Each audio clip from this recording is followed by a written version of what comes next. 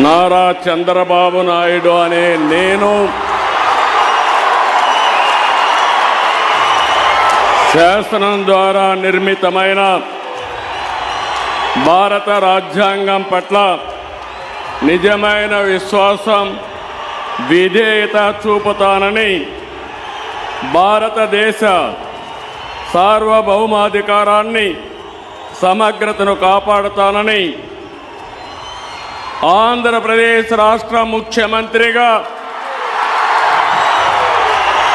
నా కర్తవ్యాలను శ్రద్ధతో, అంతఃకరణ శుద్ధితో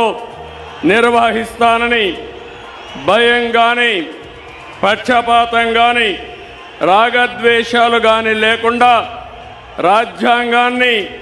శాసనాలను అనుసరించి ప్రజలందరికీ న్యాయం చేకూరుస్తానని దైవ సాక్షిగా ప్రమాణం చేస్తున్నాను. నేను నారా చంద్రబాబు నాయుడు అనే నేను